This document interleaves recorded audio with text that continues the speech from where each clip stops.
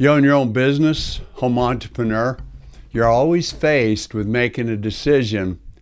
If something goes wrong, do I do it myself or do I hire it out?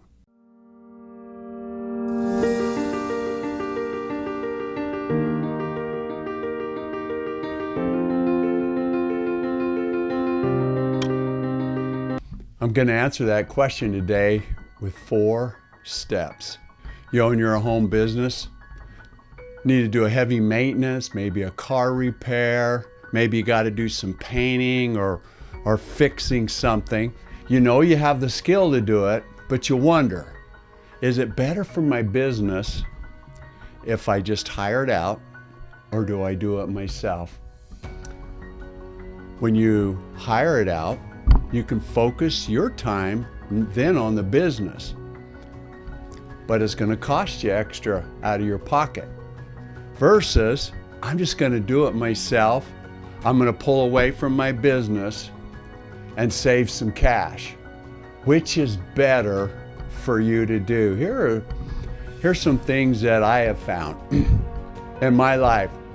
When my cash flow was really strong, when the business was strong, there is no doubt I would have hired it out in a heartbeat. Number one is, while I may have the skill, pros do it like a pro. They do it way better than me, and I don't have to worry about it.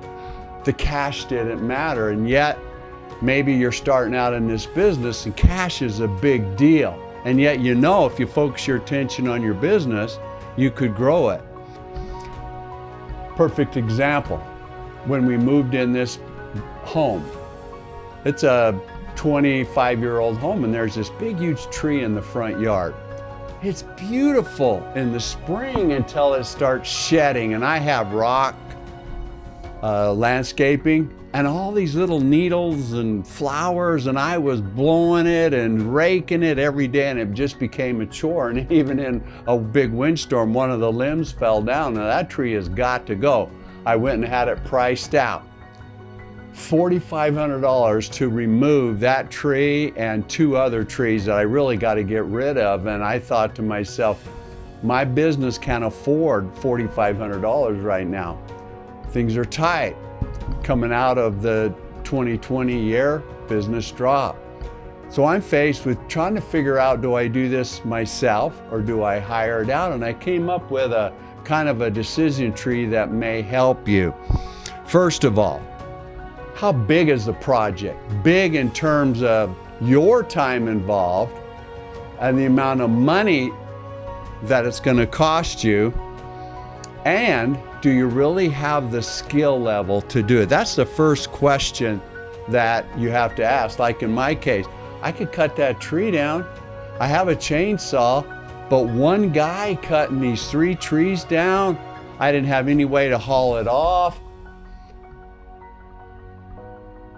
But at least I understand the magnitude of this project. And the second thing is, how will my business suffer if I'm pulled away? And I figure if I did it myself with no help, it's going to take me 30, 40 hours of work over a couple week period of time. Or what I came up with is, I have some guys in my church, and this fall when it cools down, I can get 7, 8 guys over here. One of them has a trailer that we could throw all the slash in, and 2 extra chainsaws. I figure we could knock that thing out in 3 to 5 hours, and that's what I've decided to do.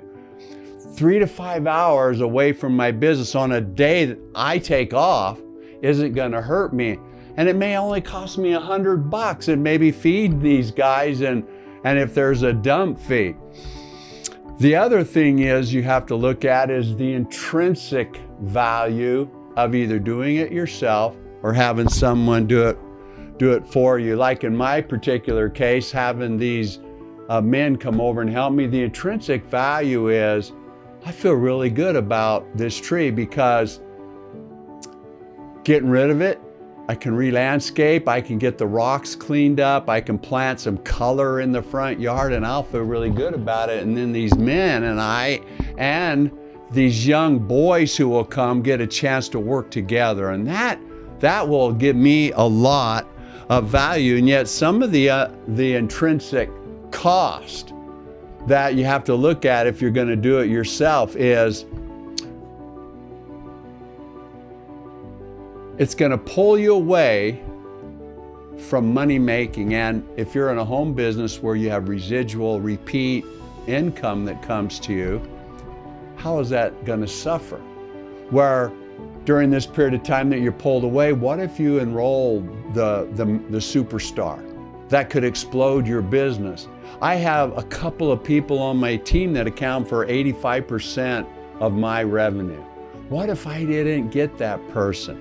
That's the intrinsic cost. Plus, may never be as good as a pro. That's an intrinsic cost. Another cost is doing it yourself is the frustration. If you ever did a home repair, I mean, for me, it's like 5 trips to Lowe's before I get everything that I need to do to get it right. And I have to ask myself, what did it really cost me? What were my dollar savings versus my time cost? Now, the intrinsic rewards, satisfaction. There's always something that feels good that you do it yourself. You're going to appreciate it more. You're going to feel accomplished. You're going to take way better care of it, knowing that you have a bunch of sweat equity in there, and you can't ignore the intrinsic cost or the intrinsic value to you of doing it yourself.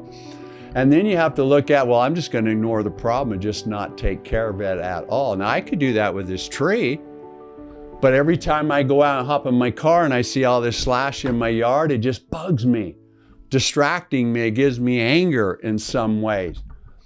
That's the real big cost for me of not doing it.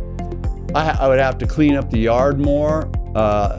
It's gonna distract me from really what I need to do. I need my mind focused on what it is I gotta do, even if I'm gonna drive and leave and no one sees the front yard ever, no one really cares, but I care. These are some of the things you have to consider being an entrepreneur.